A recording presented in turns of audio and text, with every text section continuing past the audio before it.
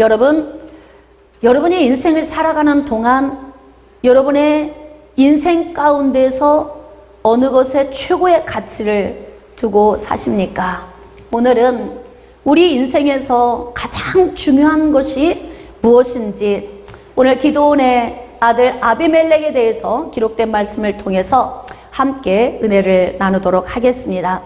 자, 제가 오늘은 사사기 9장에 기록된 전체적인 말씀을 여러분에게 좀 요약해서 드릴 거고, 그리고 그 말씀에 준한 해답을 전도서에서 또 여러분에게 전달해 드릴 것입니다. 자, 귀를 잘 세우고 들어주시면 좋겠습니다. 여러분, 이스라엘 백성들이 가나안을 정복하고 난 후에 바로 사사시대가 시작이 됩니다. 350년의 사사시대를 지내는 동안 12명의 사사가 통치하고 다스렸습니다. 사사가 세워졌을 때는 그래도 하나님 은혜 안에 붙들려 살고 하나님이 주시는 그 평강의 은혜 안에 살다가, 또 사사가 죽으면 이스라엘 백성들이 범죄하는 가운데로 나아가서 하나님의 징계를 받곤 하는 삶을 350년을 계속 다람쥐 채바퀴 돌듯 하는 삶을 반복적으로 살게 되는 시기였습니다. 이 사사시대에 5번째 통치했던 사사가 기드온입니다. 여러분, 기드온은 미디안과 전쟁을 치르고 난 다음에 40년을 통치하면서 하나님이 주시는 평안의 은혜를 이스라엘에 끼친 사람입니다. 자, 그런데 기드온이 죽었습니다. 자, 기드온이 죽을 때에 남기고 간 가족들이 있습니다. 기드온은 여러 명의 아내를 통해서 70명의 아들을 낳았습니다. 자, 그리고 세겜 지역의 첩을 통해서 1명의 아들을 낳았는데 그 아들의 이름이 아비멜렉입니다. 여러분, 오늘은 아비멜렉의 인생을 좀 우리가 들여다보면서 우리의 인생을 한번 점검해 보려고 합니다. 여러분 오늘 행복하십니까? 자, 10%도 약간 좀 어줍잖은 행복. 그러면 나머지는 그냥 무덤덤합니다. 뭐 이런 분도 계실 테고, 아니면 저는 굉장히 불행합니다. 이런 마음으로 오신 분들도 계실 것입니다. 여러분, 기드온의 아들 아비멜렉은 첩의 아들입니다. 아버지가 죽기가 무섭게 그가 자기 외갓집 있는 세겜 지역으로 나아갔습니다. 그리고 자기 일가 친지들을 다 모아놓고서 요청을 했습니다. 여러분들에게 70명의 사람이 여러분을 다스리는 것이 좋습니까? 여러분의 친척이면서 한 사람인 나 아비멜렉이 여러분을 다스리는 것이 여러분에게 좋습니까? 이렇게 외가 식구들에게 질문을 한 거예요. 자, 어떻게 대답을 했을까요? 여러분 같으면 어떻게 대답했겠습니까? 70명입니까? 한 사람입니까? 그럼요. 70명 힘들어서 어떻게 섬깁니까? 한 사람이 좋지요. 이 제안이 그들에겐 너무 달콤한 제안이었던 거예요. 자, 그러니까 이들이 한 사람이 좋지요 라고 대답을 한 거예요. 그러자 아비멜렉이 자기 외가 일가 친지들에게 그러면 이 이야기를 나가서 세겜 성읍에 있는 사람들에게 가서 모두 이야기를 해서 마음을 좀 나에게 다 끌어모아 달라고 부탁을 한 거예요. 그러니까 세겜 성읍 사람들이 그 말을 듣고서 아비멜렉에게로 마음이 다 모여들게 된 거예요. 자, 세겜 성읍 사람들이 바알브리 신전에 있는 은 70개를 가져다가 아비멜렉에게 정치 자금으로 준 것입니다. 아비멜렉이 잘 되면 또 집안과 가문의 영광이요, 또 세겜 성읍의 지역에 있는 사람들의 영광이기도 하겠죠. 그래서 아비멜렉이 일가 친지가 쥐어준 정치 자금을 가지고 자기 정치에 필요한 사람들을 돈으로 이제 산 거예요. 그래서 이 사람들을 데리고 가서 가장 먼저 한 일이 무엇이냐면 자기 형제 70명을 연쇄 살인하게 됩니다. 여러분, 사람이 살인을 하기 전에 어떤 현상이 먼저 내면에서 있냐면 미움이 자라게 되는 거예요. 어느 날 갑자기 살인이 이루어지는 것이 아닙니다. 그것도 한자리에서 70명의 형제를 연쇄 살인할 수밖에 없었던 아비멜렉의 상태를 우리가 좀 점검할 필요가 있습니다. 아비멜렉은 70명의 형제들에게 소외당했을 거예요. 그리고 무시당하며 살았을 겁니다. 자, 그런 환경에서 자란 아비멜렉 안에는 미움이 싹이 튼 거죠. 자, 미움이 점점 자라면 굉장히 큰 증오가 되는 거예요. 이 증오를 어떻게 표현을 하냐면 살인으로 표출을 한 거죠. 자, 그래서 70명의 형제들을 다 죽인 것입니다. 한번 여러분에게 질문하겠습니다.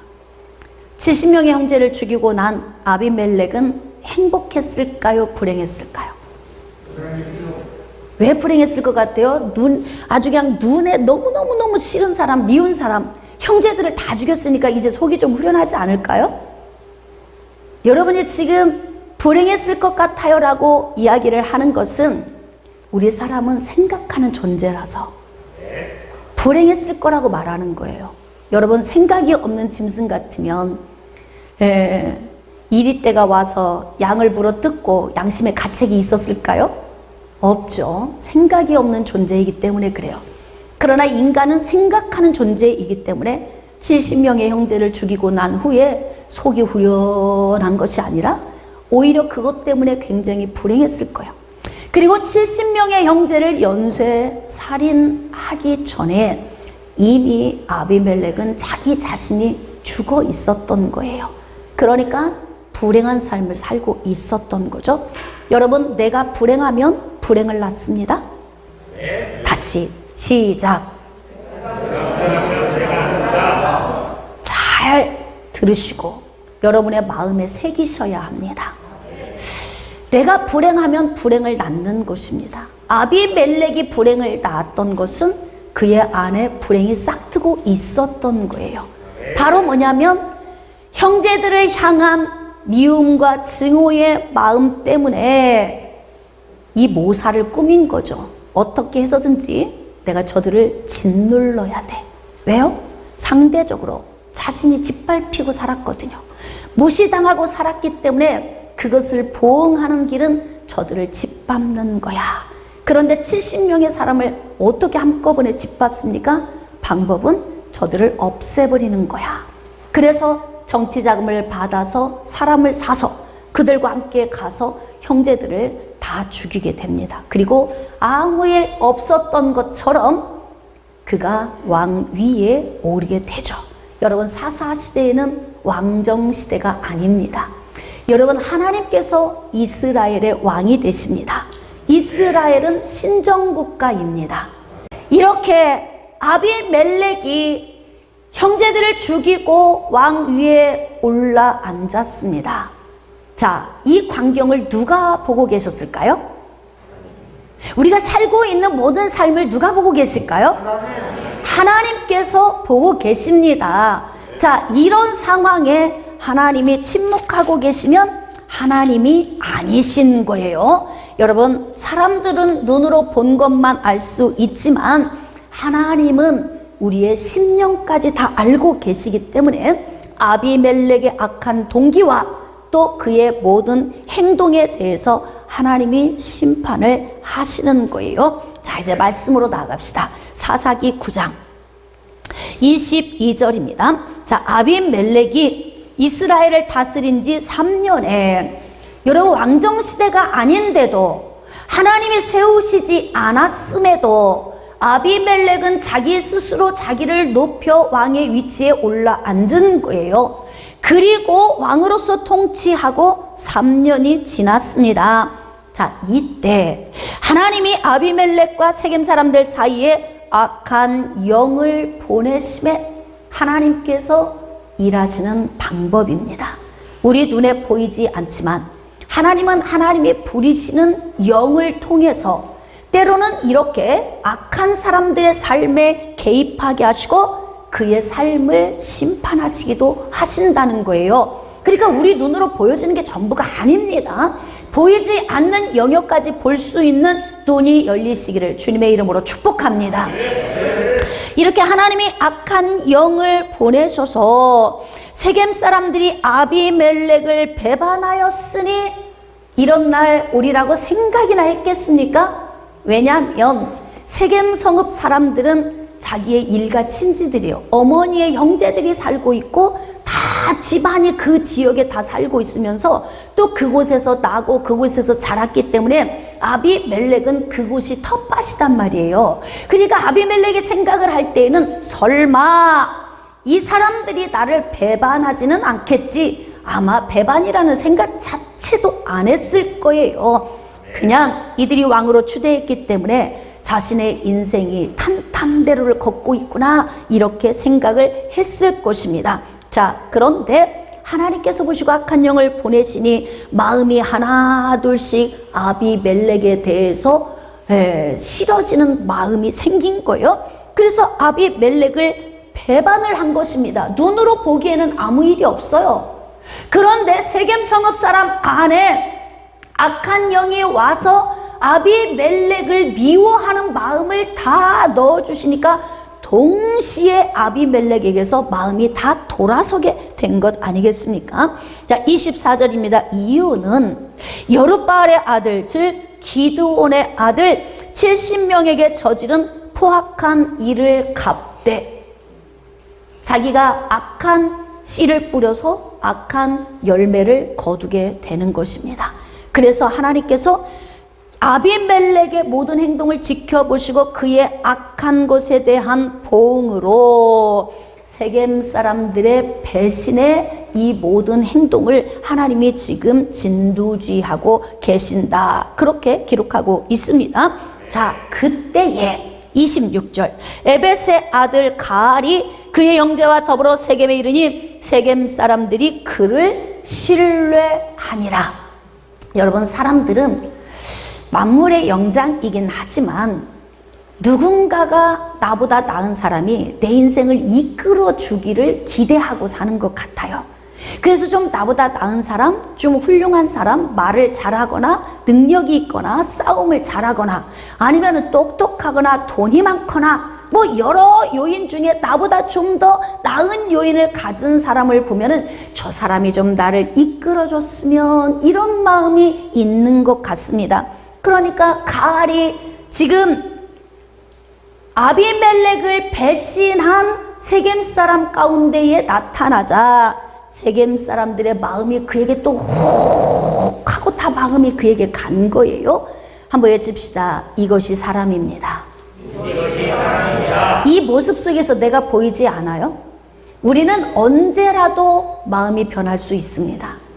언제라도 관계가 가까워질 수 있고 언제라도 관계가 깨어질 수 있습니다. 그래서 인간 관계 속에서 사는 삶은 불안정한 삶인 거예요. 그래서 우리가 어느 곳을 향해서 무엇을 신뢰하며 살아야 할 것인가를 정확하게 여러분이 기준을 세우고 인생을 살아야 한다는 거죠. 이렇게 가알이 그들에게 나타나자 신뢰하고 나갔다는 거예요. 그런데 이 광경을 지켜본 아비멜렉의 신복이 있어요. 스불이라고 하는 사람인데 28절 중반부에 보니까 그의 신복은 스불이 아니냐, 차라리 세겜의 아버지 하몰의 후손을 섬길 것이라 우리가 어찌 아비멜렉을 섬기리요? 지금 가알을 따르는 자들이 뭐라고 이야기하냐면 이제 우리는 아비멜렉 안 섬겨. 그 이야기를 누구에게 이야기했냐면 아비멜렉의 신복인 스불에게 이야기를 한 거예요. 그러면 신복이 그냥 있지 않겠죠? 그러니까 신복이 가서 아비멜렉에게 여차이 저차이 다 이야기를 한 거예요. 이렇게 당신을 세겜 성읍 사람들이 배신했습니다. 그리고 가알이 나타났더니 그들의 마음이 다 그에게로 향했습니다. 당신은 이제 혼자 남은 것입니다. 그러니 이것을 그냥 놔두지 마옵소서, 이렇게 이야기를 한 거 아닙니까? 자, 그래서 아비멜렉이 가알과 싸움을 합니다. 자, 가알과 싸우면 누구와 싸우는 것과 똑같은 거예요? 가알 편에 선 세겜 성읍 사람들과 싸우는 겁니다. 자, 그래서 엄청 싸움이 강력하게 일어나니까 가알이 그냥 뒤로 내뺀 거예요. 도망가 버린 것입니다. 그럼 누구만 덩그러니 남아요? 그럼요. 이제 뭐 어줍지 않게 세겜성읍 사람들만 남아 있는 거죠. 자, 이때의 45절입니다. 아비멜렉이 그날 종일토록 그 성을 쳐서 마침내는 점령하고 거기 있는 백성을 죽이며, 누구를 죽인 거예요? 세겜 성읍 사람들을 다 죽인 거예요. 여러분, 인생이 뭡니까 이게? 응? 인생이 뭐예요? 죽고 죽이고 죽고 죽이고 이런 삶의 연속을 살고 있는 우리 인생들을 볼 때에 우리는 성경 말씀을 통해서 우리의 삶을 좀 비춰볼 필요가 있습니다. 여러분, 디모데후서 3장 15절로 17절 말씀에 하나님의 성령으로 감동되어 기록된 이 성경의 목적이 두 가지로 나오고 있습니다. 첫 번째는 믿음으로 말미암아 구원을 얻게 하기 위한 효력을 발생시켜 주는 거예요. 그러니까 성경 말씀을 귀를 쫑긋 열고 듣다 보면 처음에는 무슨 말씀인지 잘 모르겠습니다. 막 헷갈리고 어렵습니다.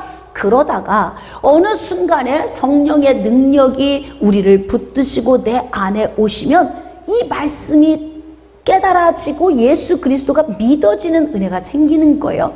그래서 믿음은 들음에서 나고 들음은 그리스도의 말씀으로 말미암는 것 아닙니까? 그러니까 말씀을 잘 들어야 하는 거예요. 지금은 저를 쳐다보고 귀를 쫑긋 세워야 하는 시간입니다. 할렐루야. 고개 숙이지 말고 저를 바라보세요. 아멘. 믿음은 어디에서 나온다? 들음은 할렐루야. 그러니까 고개를 들으시고 쫑긋 귀를 세우고 들으셔야 하는 거예요. 그러니까 하나님의 말씀을 듣던 중에 구원에 이르는 은혜를 맛보게 되는 것입니다. 자, 두 번째는 구원받은 하나님의 백성들이 어떻게 삶을 살아야 하는지에 대해서 이 말씀이 우리에게 증거해주고 있는 거예요. 그래서 하나님의 성령의 감동으로 기록된 이 책은 교훈과 책망과 바르게함과 의로 교육하기에 유익해서 하나님의 사람으로 하여금 온전하고, 잘 기억하셔야 합니다. 자, 첫 번째는 온전하고, 두 번째는 선한 일을 행하기에 합당하도록 우리를 만들어 주신다는 거예요. 그러니까 하나님의 성경 말씀을 읽을 때에 예수 그리스도를 알아가는 것과 삶을 배우는 것이 균형이 같이 이루어져야 합니다. 예수님은 아는데 삶을 어떻게 살아야 하는지는 모르겠어. 제가 여러분들에게 성경을 통해서 하나님의 말씀을 전하면서 삶을 가르치니까 어떤 분이 이런 생각을 했었대요. 아니, 왜 영적인 얘기를 안 하시고 매일 삶 이야기를 하시나? 그랬는데 계속 듣다 보니까 성경이 그렇게 가르치고 있더래, 우리를. 그러니까 여러분의 편견을 내려놓으시고 성경 말씀이 우리에게 요구하시는 이 두 가지 요인을 여러분이 얻으셔야 한다는 것입니다. 그러니까 성경 말씀은 우리에게 본보기가 되는 것입니다. 자, 지금 우리가 아비멜렉을 보면서 본보기를 삼아야 하는 거예요. 아비멜렉은 왜 죽이고 이렇게 다른 사람을 불행의 자리에 넣게 됩니까? 아비멜렉 자신이 불행하기 때문에 그렇습니다. 여러분, 오늘 한번 점검해 보세요. 아까 여러분 행복하십니까? 그랬더니 10%도 안 되는 대답을 하셨단 말이에요. 나머지 90%는 은혜가 너무 깊어서 못한 사람도 있고, 놓쳐서, 아니면 난 진짜 너무 불행한데 오늘 왜 목사님이 저런 질문을 하시나, 이래서 대답을 못한 분도 있고, 그냥 아무 생각 없이 사시는 분들도 있어서 무슨 대답을 해야 할지 모르는 사람도 분명 있었을 것입니다. 아까 제가 여러분에게 적어 놓으라 한 얘기가 있어요. 여러분, 불행이 무엇을 낳습니까? 새가 새알을 낳죠? 메추리알 낳습니까? 여러분, 포도나무에서 무화과를 딸 수 있습니까? 아닙니다. 자, 그럼 오늘 여러분들이 이 원리를 잘 적용하셔야 됩니다. 아비멜렉이 불행했기 때문에 다른 사람의 인생을 불행하게 만든 거예요. 다른 사람을 죽이는 것을 눈 하나 꿈쩍하지 않고 연쇄살인을 할 수 있었던 것은 아비멜렉 자신이 불행했던 거예요. 자, 그것뿐만이 아니라 세겜 성읍 사람들을 다 쓸어버린 거죠. 자, 거기에다가 그 사람들만 죽인 것이 아니라 세겜 망대에 있는 사람들도 다 죽였다는 거예요. 그러니까 망대 위에서 망을 보고 있는 사람, 그런 사람까지도 전부 다 일일이 찾아가서 다 죽였어요. 얼마큼 죽였느냐? 남녀가 1000명이더라. 피비린내 나는 거죠. 세겜 성읍 사람들이 하나님의 말씀을 버리고 지금 왕을 세워야 하는 왕정시대가 아님에도 불구하고 하나님이 세우지 않은 사람을 왕으로 세운 벌을 톡톡히 받는 거예요. 이리 휩쓸리고 저리 휩쓸리고 아비멜렉에게 갔다가 가알에게 갔다가 갈대처럼 흔들흔들 하면서 정처 없이 부평초같이 떠돌아다니는 이들의 이 행위는 하나님의 말씀의 기준에 서 있지 못했기 때문에 심판을 받게 된 것입니다. 자, 그러면 아비멜렉이 어떻게 되었을까요? 53절입니다. 한 여인이 맷돌 윗짝을 아비멜렉의 머리 위에 내려던져 그의 2개의 골을 깨뜨리니 그로 인하여서 아비멜렉도 죽게 된 거예요. 왜? 이 여인이 왜 이런 행동을 했을까요? 세겜 성읍 사람들을 다 죽인 거예요. 그러니까 이 여인이 자기 가족도 속해 있었겠죠. 너무 가슴이 아프고 힘드니까 견딜 수가 없어서 저기 위쪽에서 아비멜렉 머리 위에 맷돌을 던졌더니 그냥 그 자리에서 죽게 된 것입니다. 자, 56절. 아비멜렉이 그의 형제 70명을 죽여 자기 아버지에게 행한 악행을 하나님이 이같이 갚으셨고 또 세겜 사람들의 모든 악행을 하나님이 그들의 머리에 갚으셨으니, 그렇죠? 아비멜렉도 죽었고 세겜 성읍 사람들도 자신들이 뿌린 대로 열매를 거두게 된 것입니다. 자, 그렇다면 여러분, 아비멜렉이 왜 불행할 수밖에 없었는가? 어떻게 하면 우리가 행복해질 수 있는가? 오늘 그 해답을 찾고 돌아가셔야 합니다. 자, 전도서로 나갑시다. 전도서 6장입니다. 전도서 6장 1절입니다. 내가 해 아래에서 한 가지 불행한 일이 있는 것을 보았나니. 자, 거기 밑줄 그읍시다. 불행. 여러분의 인생을 사는 동안 무엇을 중요하게 여기십니까? 여러분, 세상에서 부르는 노래 제목에 무엇이 중헌디 이런 제목이 있더라고요. 깜짝 놀랐어요. 한 번도 못 들어본 노래였는데 제가 좀 클릭을 좀 했더니 이 용어가, 제가 제목으로 잡고 있는 이 용어가 툭 떴는데 노래가 뜨더라고요. 그래서 가만히 한번 무슨 내용인가 들어봤더니 무엇이 중헌디? 그러니 정답은 사랑이더라, 이렇게 이야기를 하더라고요. 오메, 얼추 맞네. 제가 그 생각이 드는 거예요. 어떻게 세상 사람들도 원리를 이렇게 얼추 맞추고 살까? 우리의 본성 속에 하나님이 창조하신 형상이 들어있는데 죄로 말미암아 죽긴 했어도 그래도 이 원리를 좀 알고 있더라고요. 여러분, 성경이 말씀하고 있는 무엇이 중요합니까? 이 부분에 대해서 오늘 말씀을 통해 좀 알아야 돼요. 자, 내가 해 아래에서 한 가지 불행한 일이 있는 것을 보았나니 이는 사람의 마음을 무겁게 하는 것이라. 불행하면 사람의 마음이 무겁습니다. 자, 무겁다는 이야기는 우울하고 슬프고 삶 속에서 기쁨이 없다는 거예요. 여러분, 마음이 가볍다는 게 무엇일까요? 기쁘다는 거예요. 그래서 이 기쁨이 속에서 넘쳐 흐른다는 의미입니다. 마음이 가볍다는 것은. 그런데 지금 나를 무겁게 하는 요인은 불행이고, 이 불행은 왜 오는 건지를 전도서 기자가 이야기를 하고 있는 거예요. 2절입니다. 어떤 사람은 그의 영혼이 바라는 모든 소원에 부족함이 없어 재물과 부유와 존귀를 하나님께 받았으나 하나님께서 그가 그것을 누리도록 허락하지 아니하셨으므로. 자, 봅시다. 아비멜렉은 존귀, 부귀, 영광 다 얻었죠. 왕으로서 다 얻었어요. 그렇잖아요? 뭐 왕이 더 바랄 게 뭐 있습니까? 다 소유한 거 아닙니까? 그런데 하나님께서 허락하지 않으신다. 왜 허락하지 않으실까요? 하나님께서 주신 것이 아니기 때문에 흩어버리신 거예요. 자신의 욕망, 나의 욕심, 나의 욕구에서 나와서 얻어진 것들은 이렇게 하나님께서 훅 불어버리시기도 하신다는 걸 아셔야 합니다. 그러니까 아비멜렉의 악한 동기에 하나님이 같이 마음을 할 수가 없는 거예요. 왜? 하나님은 선하시기 때문에. 그래서 아비멜렉의 악한 동기에 하나님이 그곳에 역사하셔서 훅 불어버리시니까 불행하게 살다가 불행하게 인생을 마감하게 된 것 아닙니까? 하나님이 누림을 허용하셔야 우리가 누리게 되는 거예요. 지금 우리가 누리고 있는 것은 하나님이 허용하신 것입니다. 우리가 인생의 삶에서 선택한 것에 대해서 그래, 내 마음에도 합하다 이러면 하나님이 누리도록 허용하실 것이고, 이것이 합하지 않으면 하나님이 흩어버리신다는 거예요.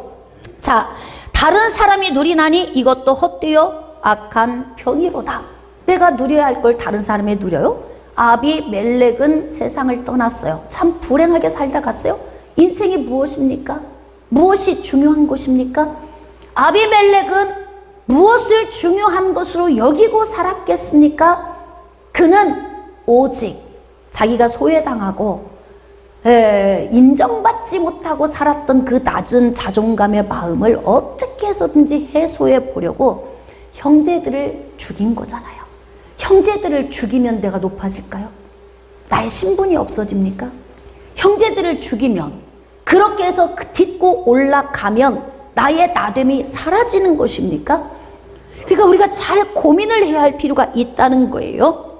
자, 3절입니다. 사람이 비록 100명의 자녀를 낳고 또 장수하여 사는 날이 많을지라도 그의 영혼은 그러한 행복으로 만족하지 못하고, 자, 여기서 우리가 중요한 단어를 좀 끄집어내야 합니다. 100명의 자녀를 낳고 오래 사는 거예요.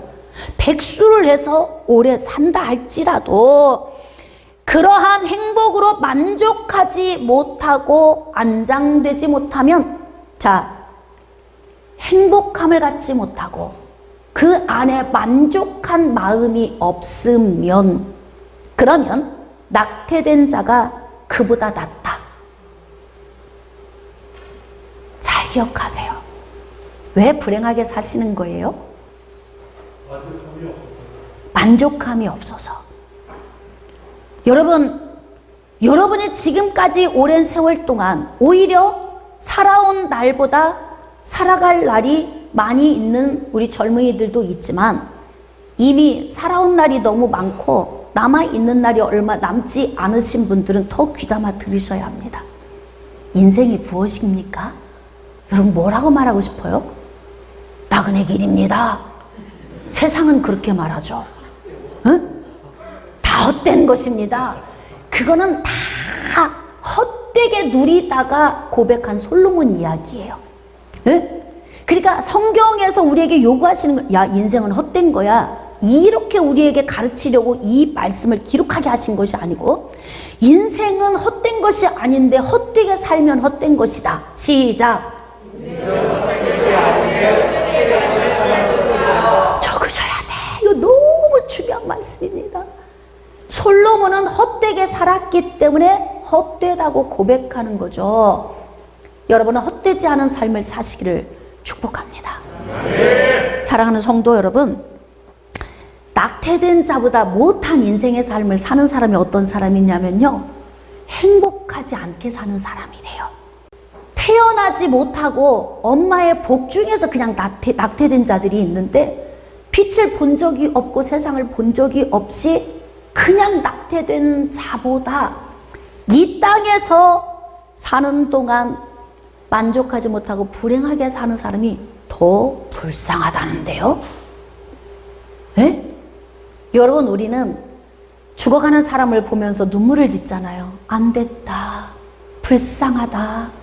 그런데 아마 땅속에 묻히는 사람이 말을 할 수 있다면 이렇게 말할지도 몰라요. 당신이 더 안 됐다. 불행하게 사는 당신이 죽는 날까지 그렇게 산다면 내 가슴이 더 아프다. 그러고 가지 않을까. 이게 못 들어서 용감한 거예요. 못 들어서. 나를 못 보니까 용감한 거 아닙니까? 그런데 낙태된 자보다 못한 삶을 사는 사람들은 불행한 삶을 살고 만족하지 못한 삶을 사는 자들이라는 거예요. 여러분, 왜 만족하지 못할까요? 자, 6절 말씀을 좀 더 보겠습니다. 그가 비록 1000년의 갑절을 산다 할지라도 행복을 보지 못하면 마침내 다 한 곳으로 돌아가는 것뿐이 아니냐. 어차피 다 인생 살다 가는데 2000년을 살아도 불행하게 살면, 미워하다가 가면, 증하고 분노만 품다 가면, 부정적이고 늘 원망과 불평만 늘어놓다 간다면 그 인생이 복된 인생이냐? 예? 그러니까 세상 사람도 이야기하는 거예요. 무엇이 중요한디? 예? 무엇이 중요합니까?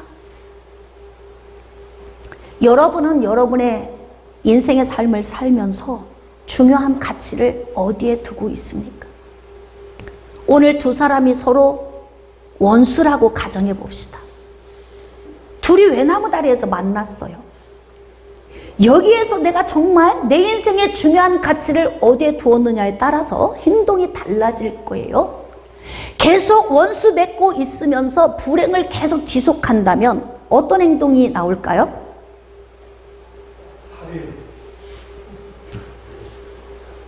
아마 여기서는 밀어버려야지요. 외나무 다리에서 서로 밀어가지고 서로 떨어지겠죠. 어떤 사람들은 그러겠죠. 다시 되돌아갑니다. 난 절대 용서 못합니다. 내가 왜 용서합니까? 그러면서 자기가 죽은 상태로 사는 거예요. 진짜 그 외나무 다리에서 돌다가 밀다가 서로 떨어져 죽을 것 같으니까 차라리 끌어안아 버리자, 여기서. 그리고 그냥 용서해버리고 행복하게 살아버리자. 이렇게 결단을 하는 사람도 있을 거예요. 어떤 사람이 그런 결단을 할까요? 이 설교 말씀을 들은 사람이 그러지 않을까. 어떻습니까? 에? 여러분 아직도 안에서 묶여 있는 것들이 많이 있을 거예요. 내가 불행하면 불행을 낳습니다. 내가 불행하면 다 주변 사람을 불행하게 하는 거예요. 그런데 지금 성경 말씀은 무엇을 우리에게 요구하냐면, 너희들이 2000년 살다 가도 불행하게 살다 가면 낙태된 자보다 못한 거야. 그러니까 제발 좀 행복하게 살다 가. 이렇게 지금 우리에게 가르쳐 주고 계신 거예요. 여러분, 그렇다면 행복해지려면 어떻게 하면 행복해질 수 있겠습니까? 자, 잘 고민해 보세요. 사랑하면 행복해집니다. 맞나요?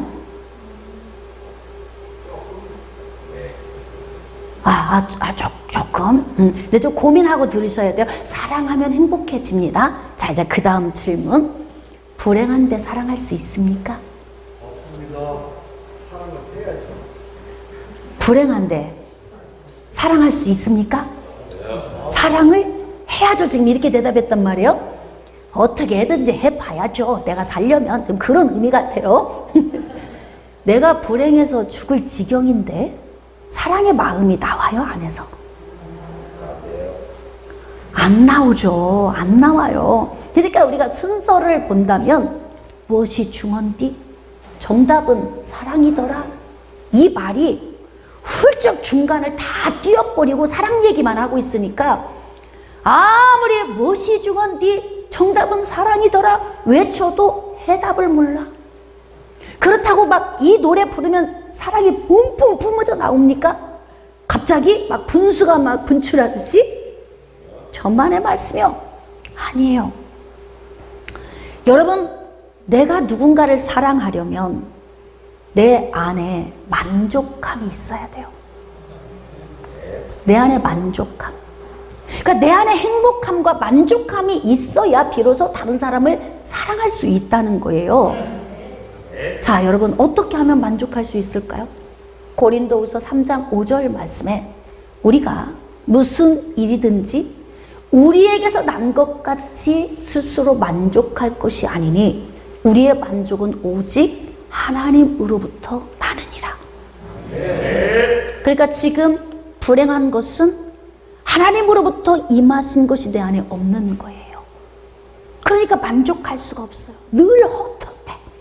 세상에서 모든 거 다 소유해도 헛헛해요. 그게 제 얘기가 아니에요. 자, 전도서 5장 10절.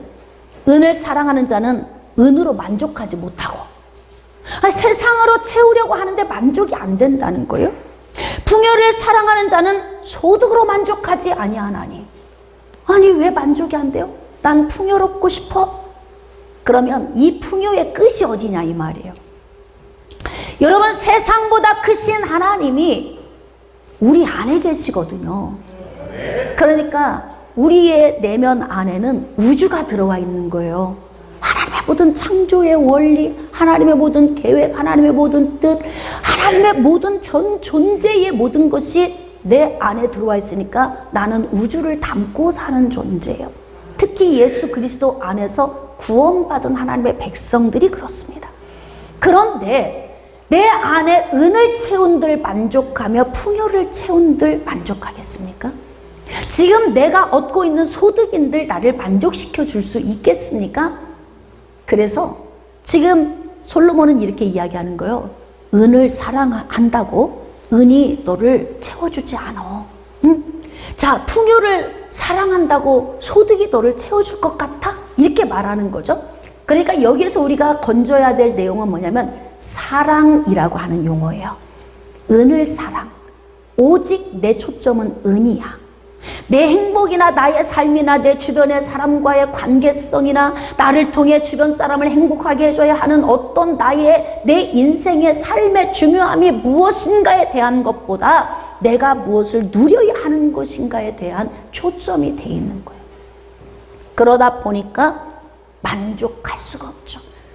우주 모든 만물, 여러분 다 하나님이 우리에게 누리라고 주신 것이잖아요. 다 내 것이잖아요. 해도 내 것, 달도 내 것. 무슨 생각들 하고 계세요? 지금 막 인생이 막 바람만장하게 지금 생각이 되는 거죠. 막 너무 깊어서 아멘이 안 나와 여러분이 지금. 왜? 별도 내 것, 나무도 내 것, 공기도 내 것, 물도 내 것, 다 하나님이 나에게 주셨는데 그런 만물의 영장인 하나님의 형상으로 지어진 인간에게 은인들 나를 만족하게 할 것이며 나의 소득인들 나를 만족하게 할 수 있겠습니까? 만족 못 시킵니다. 그러니까 무엇을 중요하게 여기느냐 오늘 여러분이 여기서 설정을 하셔야 돼요. 어디에 여러분이 인생에 정말 중요한 초점을 두셔야 하냐면 만족에 초점을 두셔야 합니다. 만족. 아, 난 오늘 너무 만족해. 오늘 예배를 1부 드리고 영적인 양식을 먹었더니 만족해. 2부 드리면서 또 먹었더니 이제 배가 너무 불러. 그 다음에 또 3부 예배 드리면서 또 들었더니 이제는 일주일 거뜬하게 살 수 있을 것 같아. 이런 만족함이 여러분에게 임하셔야 한다는 거예요. 우리의 만족은 오직 하나님으로부터 나느니라. 여러분, 말씀은 하나님이시고 하나님은 말씀이십니다. 지금 하나님께서 우리의 영혼에 임하고 계십니다. 말씀을 통해서 우리에게 부어주시고 계십니다. 그러므로 하나님으로 인하여서 만족하기를 내가 결정을 한다면 오늘 만족하면 마음이 가벼워지잖아요. 마음이 가벼워지면 이어서 오는 마음이 무엇일까요? 행복. 할렐루야, 행복. 난 대답 잘하는 사람이 좋더라. 예? 행복. 해피. 그렇죠, 행복. 여러분, 사랑하는 성도 여러분, 하나님께서 우리 안에 오셔서 내 주인이 되셨으니까 여러분이 하나님 은혜 안에서 만족한 은혜가 있어야 맞습니다. 예수 30년, 40년 모태신앙의 신앙생활을 했는데 왜 지금도 헛헛한 거예요? 하나님의 말씀이 없는 거예요, 우리 안에. 그러니까 만족하지 못합니다. 그러니까 불행합니다. 불행하니까 옆에 사람을 힘들게 합니다. 혈기 부립니다. 분노를 표출합니다. 자기 기분대로 말하면서 다른 사람의 인생의 피폐함을 한 번도 고민해 본 적 없이 그렇게 살아오지 않았나요? 제가 오랜 세월 동안 치유훈련학교에서 많은 사람들을 양육하면서 제일 먼저 하는 게 뭔 줄 아십니까? 각자 자신들을 행복하게 만드는 작업을 가장 1순위로 해요. 나를 행복하게 하는 것. 이기적인 겁니까? 여러분, 자기가 자기를 사랑하는 게 이기적입니까? 성경에서 말세 때에 자기를 사랑하는 것은 남이 없이 자기만 아는 사랑을 의미하는 것이고, 하나님이 우리에게 말씀하시는 자기 사랑은 남을 위한 희생의 준비를 위한 사랑이에요. 다른 사람을 위하여 희생하려면 나를 사랑하지 않고는 희생할 수 없어요. 자기를 사랑하지 않는 사람이 남을 사랑할 수 있겠습니까? 남을 위하여 희생할 수 있겠습니까? 다른 사람은 죽어가든지 말든지 내가 죽게 생겼는데 남을 어떻게 살립니까? 그러니까 회복의 첫 번째는 나를 행복하게 만드는 거예요. 저는 그 일을 오랜 세월 동안 했어요. 행복하게 만드는 일. 그 행복을 어떻게 소유할 수 있습니까? 오직 하나님께로부터 오는 만족이어야 나를 행복하게 한다는 거예요. 무엇이 중요합니까? 여러분 인생을 사는 동안 불행하게 살다 가면 천년의 갑절을 살아도 낙태된 자보다 불행하다고 이야기를 하는데, 여러분이 인생의 삶을 사는 동안 선택하셔야 돼요. 하나님께서 이스라엘 백성들에게 가나안에 들어갈 때 이렇게 말씀하십니다. 너희 앞에 생명과 사망, 복과 저주 내 앞에 두었으니 너희가 택하고. 선택은 누가 하는 거예요? 그럼요. 구원은 하나님이 주권적으로 주십니다. 하나님 말씀을 듣는 중에 하나님이 믿음을 선물로 가지고 오시고 성령의 능력이 내 안에 들어오셔서 내주하시면서 인을 쳐주시고 너는 내 거야. 이렇게 하나님이 주권적으로 주시는 은혜예요. 나의 몸부림으로 오는 거 아닙니다. 그런데 삶의 행복과 불행은 나의 선택으로 말미암아 오는 거라는 거예요. 11절입니다. 재산이 많아지면 먹는 자들도 많아지나니 그 소유주들은 눈으로 보는 것 외에 무엇이 유익하라. 참 이 지혜자가 쓴 이 말을 잘 묵상해 보면 너무 재밌어요. 왜 그런 줄 아세요? 자, 재산이 많아지면 먹는 자들도 많아진대. 쓸 때가 많아지죠. 인사 닦을 때도 많아지죠. 돈도 인사 닦을 때도 옛날처럼 못 벌 때처럼 인사 닦을 수는 없어요. 좀 더 선물도 더 좋은 것으로 해야 돼요. 또 있잖아요. 제가 재산이 더 많아지면 어떤 문제가 오냐면 관리할 사람들, 하인들, 뭐 주변에 있는, 그러니까 내 재산을 먹고 마시고 누리는 사람들이 많아진다는 거예요. 자, 그래서 돈이 많은 사람, 재산이 많은 사람이 좋은 것 하나는 딱 무엇이냐? 밑줄 그으세요, 거기. 자, 소유주들은 눈으로 보는 것 외에 무엇이 유익하랴? 권사님, 저거 내 건물이야. 그거 하나 좋다는 거예요. 그냥 눈으로 보고 만족한 것. 권사님, 나 저기 살아. 큰 저택 보면서 저기가 우리 집이야. 그러면서 눈으로 보는 것으로 만족한 것 이상을 넘어가지 못한다는 것입니다. 야, 참 이거 어마한 거 아니에요? 응? 그런데 우리는 모든 목적을 은혜 두고 금에 두고 풍요에 두고 명예에 두고 모든 목적을 거기에 두느냐 이 말이에요. 자, 그럼 여기서 또 궁금한 거 풀고 가야 돼요. 그러면 명예 권세 필요 없나요? 제가 지금 그런 얘기하는 거 아니에요? 여러분, 하나님은 우리에게 부유함을 주시기 원하십니다. 강건함 주시기 원하십니다. 명예와 권세, 부귀와 영화를 우리에게 주길 원하십니다. 그러니까 매번 하나님이 내가 너에게 복 주고 복 주며 복 주리라. 어떻게 하면? 네가 나를 사랑만 하면, 내 말씀을 지키기만 하면 내가 막 쏟아 부어줄 거야. 이게 다 영적인 복이에요? 육신의 복을 말씀하고 계시는 거예요. 하나님은 이렇게 우리에게 주기를 원하세요. 자, 그러나 우리는 가장 중요한 가치를 어디에 둬야 하냐면 행복에 둬야 한다는 거예요. 하나님이 주시는 건 우리가 받아 누려야 돼요. 명예도 주시면 권세도 부귀와 영광도 다 받아 누리는 거예요. 그거 하나님이 주셔야 안전한 거예요. 그런데 아비멜렉처럼 하나님께로부터 오지 않은 것을 다른 사람의 생명을 앗아가면서 갈취해서 한 나라의 왕으로 세워진 이 사람의 이 영광이 오래 갑니까? 하나님이 훅 불어버리시잖아요. 부귀를 받으시길 원합니다. 영광을 하나님께로부터 받으시기를 원합니다. 그리고 하나님이 주시는 그 모든 것을 여러분이 받아 누리시기를 원합니다. 그러나 여러분이 그것을 사랑하지 않기를 부탁합니다. 단 여러분이 내 인생에 무엇이 중요한가 고민하면서 여러분의 마음에 행복하며 살기를 원하는 거예요. 그럼 외나무 다리에서 원수를 만났어요. 서로 원수끼리 쳐다보고 있는데 내 인생의 중요 가치를 행복에 두었다면 까짓거 풀자. 이렇게 안 되겠어요? 그 안 될까? 아직 안 되는 분 손 들어보세요. 아직 안 되는 분. 자, 손은 들 수가 없고 마음으로 여러분이 손 들었어요.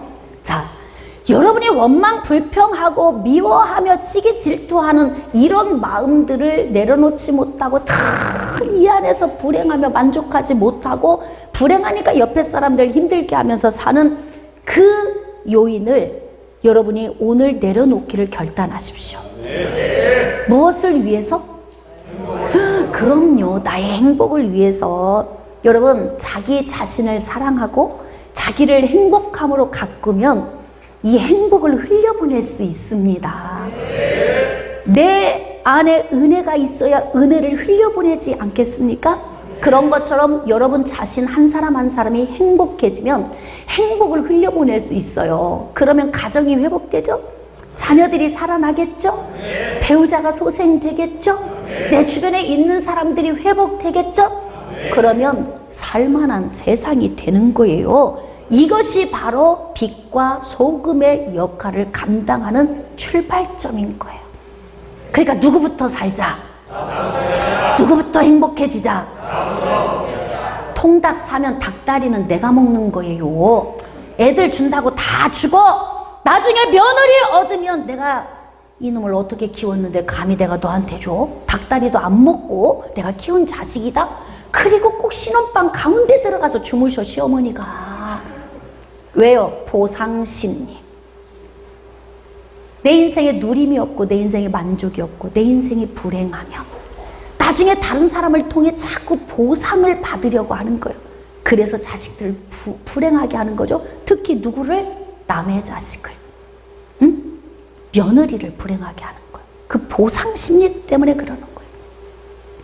그러니까 여러분이 인생을 살면서 초점을 어디에 두냐면 행복에 두세요. 내가 행복해야 주변을 살릴 수 있습니다. 자, 여러분, 무엇이 중요한지? 인생에서 무엇이 중요합니까? 내 자신이 행복한 것. 이 행복을 위해서는 여러분을 만족하게 만드세요. 자, 이 정답은 여러분이 대답하셔야 됩니다. 여러분을 만족해 하는 요인은 누구이십니까? 하나님. 할렐루야. 하나님으로 말미암아 만족하고 만족함으로 인하여 여러분이 행복해지면 행복을 흘려보낼 수 있게 되는 것입니다. 인생의 가장 중요한 가치를 여러분의 행복에 두시고 남은 인생 동안 낙태된 자처럼 불행하게 살지 말고 복된 삶을 사시기를 주님의 이름으로 축복합니다.